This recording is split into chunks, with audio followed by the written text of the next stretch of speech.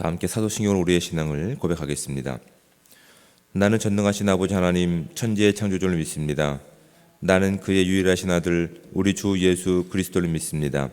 그는 성령으로 잉태되어 동정녀 마리아에게서 나시고 본디오 빌라도에게 고난을 받아 십자가에 못 박혀 죽으시고 장사된 지 사흘 만에 죽은 자 가운데서 다시 살아나셨으며 하늘에 오르시어 전능하신 아버지 하나님 우편에 앉아 계시다가 거기로부터 살아있는 자와 죽은 자를 심판하러 오십니다. 나는 성령을 믿으며 거룩한 공교회와 성도의 교제와 죄를 용서받는 것과 몸의 부활과 영생을 믿습니다. 아멘.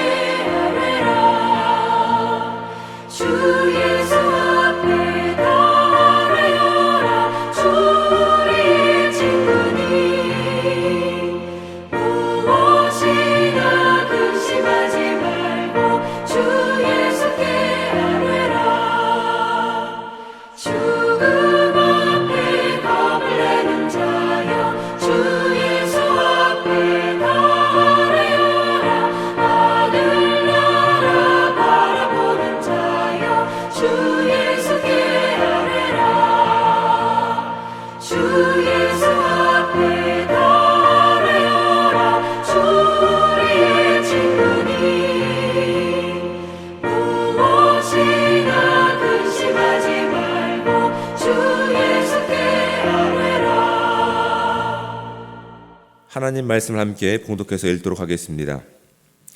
우리 함께 볼 하나님의 말씀은 구약성경 사무엘상 13장 1절부터 12절까지 말씀입니다.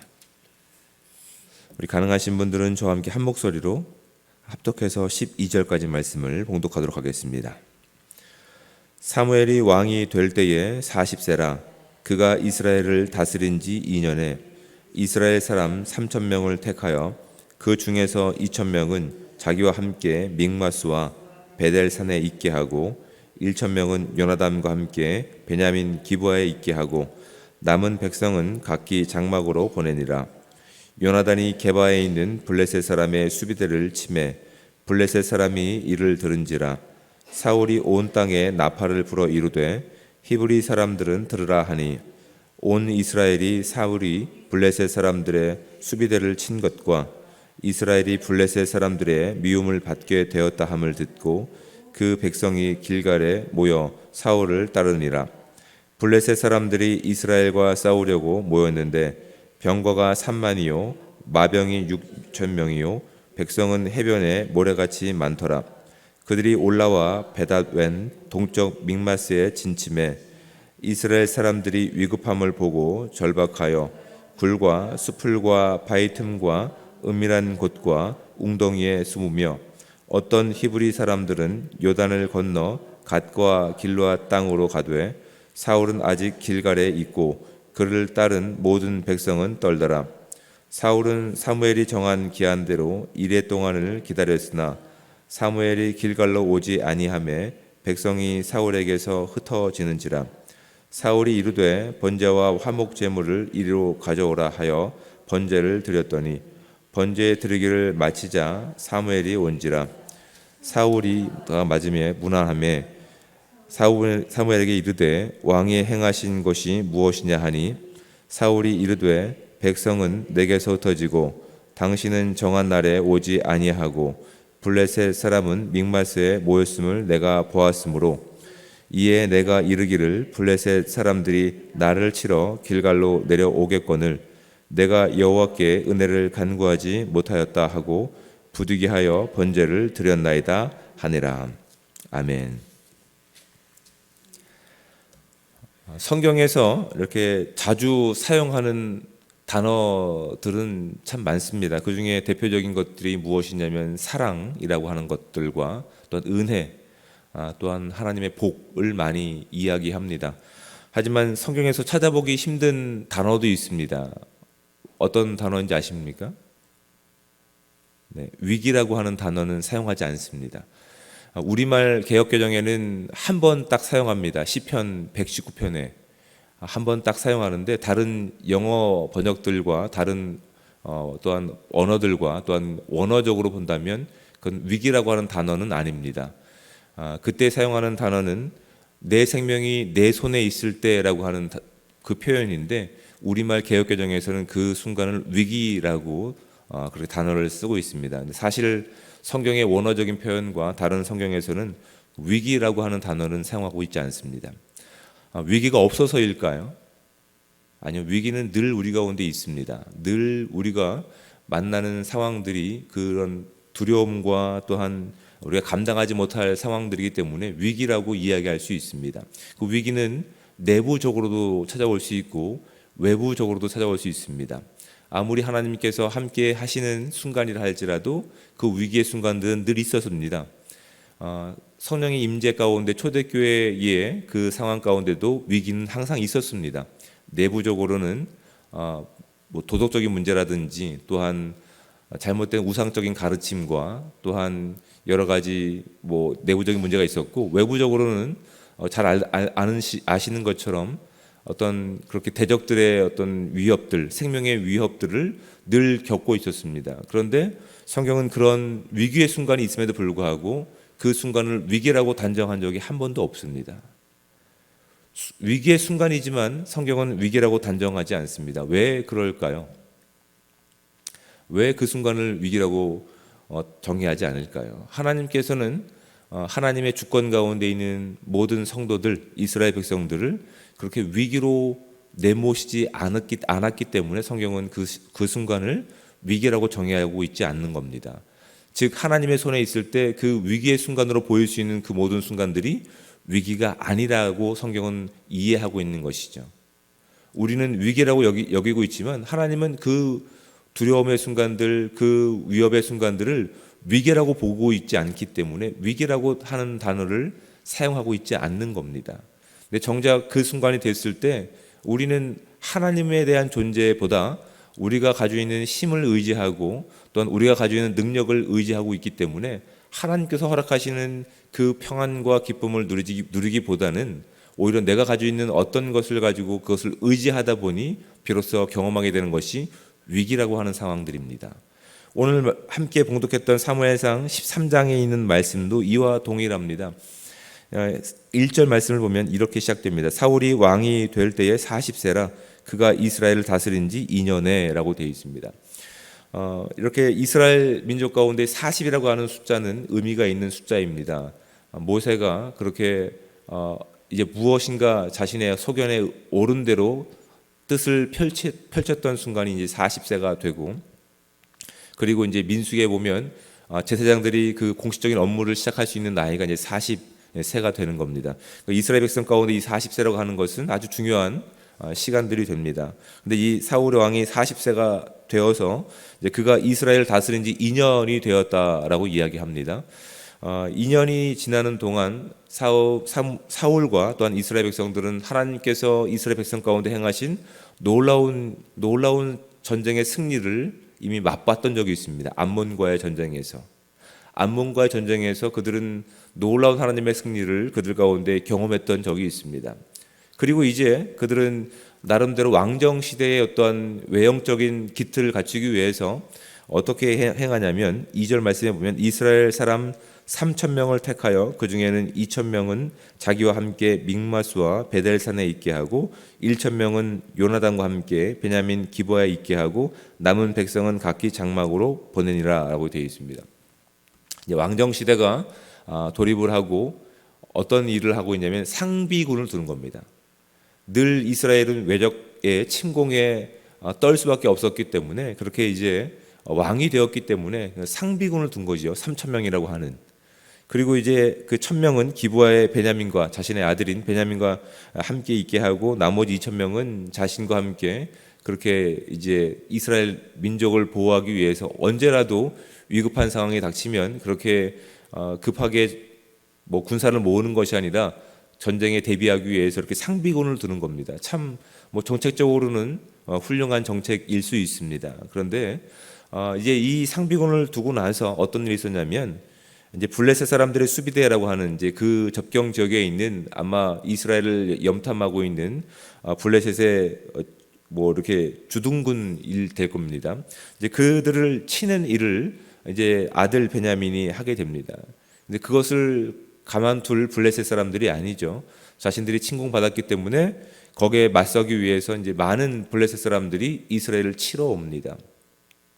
치러 올라오는 그 순간 가운데 6절 말씀을 보시면 이렇게 됩니다. 이스라엘 사람들이 위급함을 보고 절박하여 굴과 수풀과 바위 틈과 은밀한 곳과 웅덩이에 숨으며 어떤 히브리 사람들은 요단을 건너 갓과 길르앗 땅으로 가되라고 말씀하고 있습니다. 지금 이스라엘 백성은 지금 암몬과의 족속과의 전쟁 가운데서 어떠한 경험을 했습니까? 하나님께서 그들을 지키시고 보호하시는 이스라엘은 하나님의 주권 가운데 있는 민족임을 그들이 몸소 경험했습니다. 그것도 불과 2년 전에. 그리고 2년이 지난 이후에 그들은 나름대로 국가의 기틀을 갖추고 나름대로 조직을 정비해서 그렇게 상비군을 둘 정도로 그렇게 이제 어떤 국가의 형태를 갖추고 있는데 그 2년이나 하는 시간 가운데 어떤 일들이 있었을까요? 성경은 밝히고 있지 않습니다. 하지만 이제 어떤 형식적인 내용들을 갖추고 절차를 갖추고 국가의 면모를 갖추면서 그들이 잊고 있는 것들이 있습니다. 이스라엘 민족의 정체성을 잊고 있는 겁니다. 우리는 누굴까? 우리는 누구의 주권 가운데 있을까? 우리는 무엇을 의지해야 될까?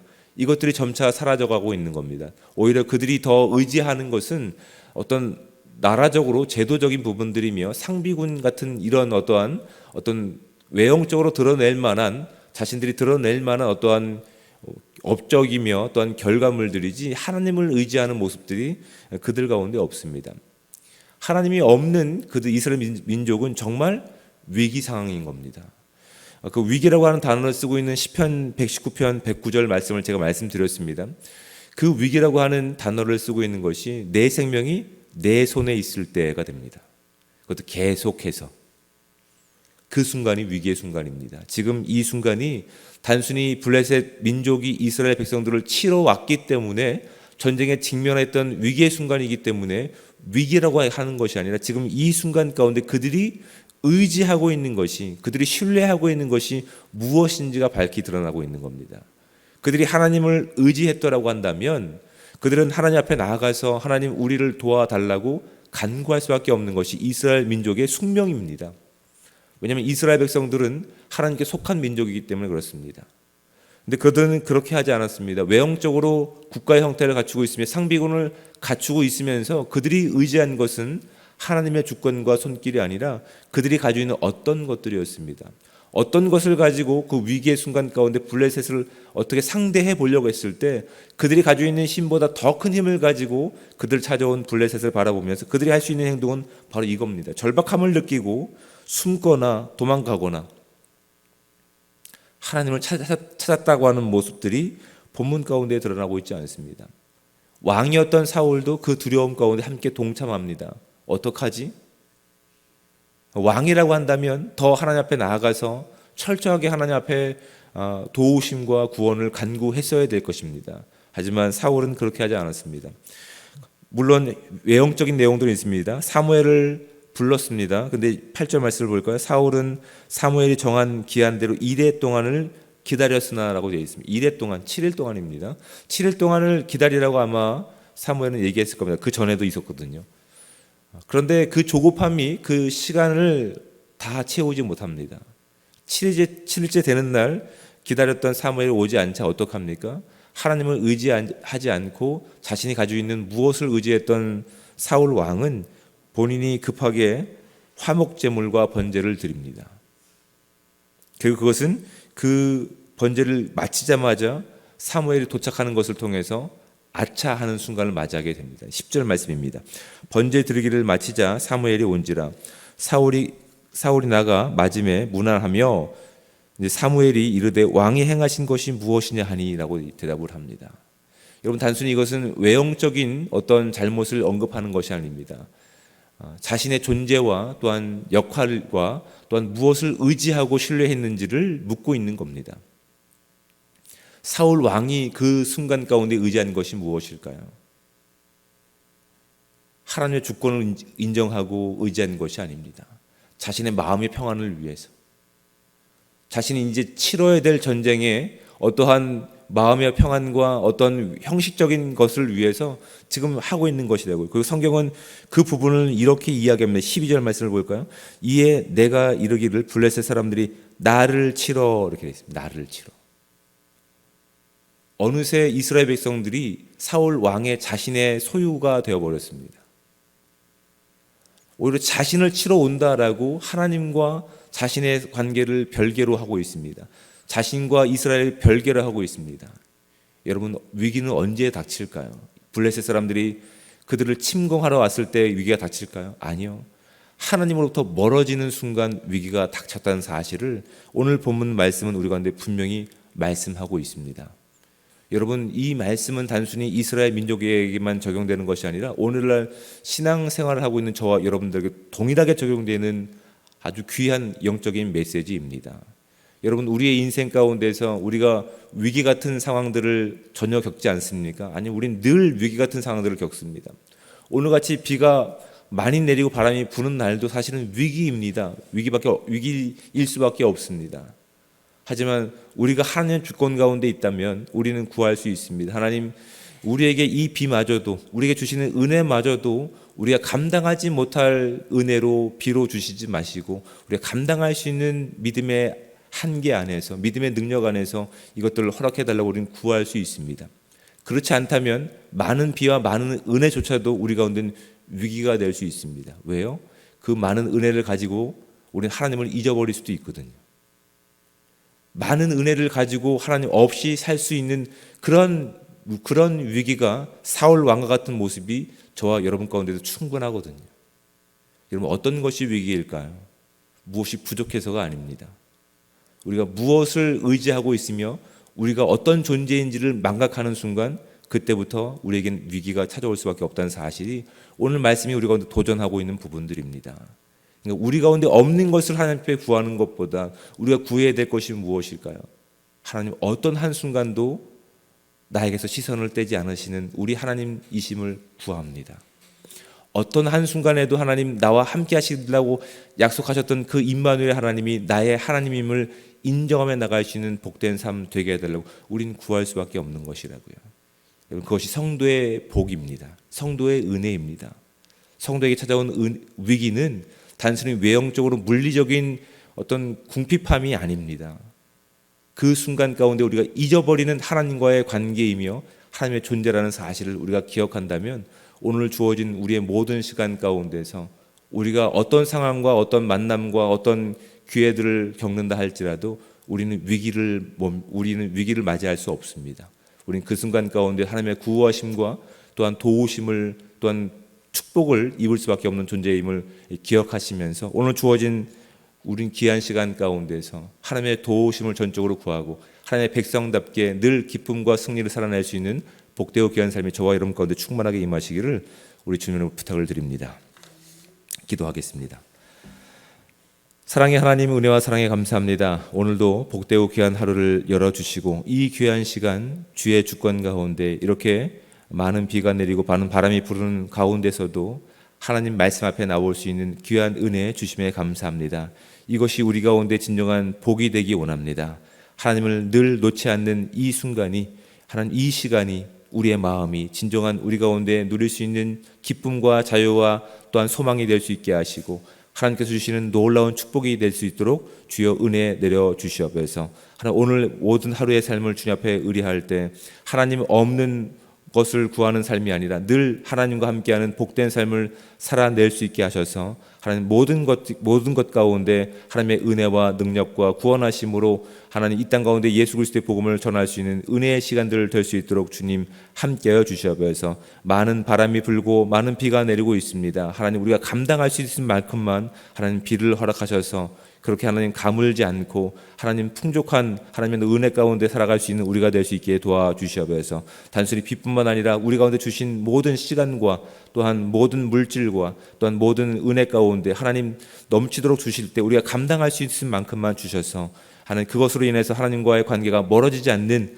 하나님 그 위기를 맞지 않을 수 있도록 주님 은혜 내려 주시옵소서. 그래서 하나님 모든 순간 가운데 하나님과 함께하는 그 은혜 가운데 하나님 되심을 증거하며 그 기쁨을 온전히 살아낼 수 있는 복되고 귀한 공동체 될 수 있도록 주님 함께하여 주시옵소서. 우리가 드리는 모든 기도 가운데 하나님 가장 선하고 가장 올바른 방법으로 가장 완벽한 방법으로 우리 가운데 응답하실 하나님을 기대합니다. 그 하나님께서 늘 함께 하시고 또한 우리 가운데 능력 주실 것을 믿고 간구하며 사랑이 많으신 예수 그리스도의 이름으로 기도드립니다. 아멘. 하늘에 계신 우리 아버지, 아버지의 이름을 거룩하게 하시며 아버지의 나라가 오게 하시며 아버지의 뜻이 하늘에서와 같이 땅에서도 이루어지게 하소서. 오늘 우리에게 일용할 양식을 주시고 우리가 우리에게 잘못한 사람을 용서하여 준 것 같이 우리 죄를 용서하여 주시고 우리를 시험에 빠지지 않게 하시고 악에서 구하소서. 나라와 권능과 영광이 영원히 아버지의 것입니다. 아멘.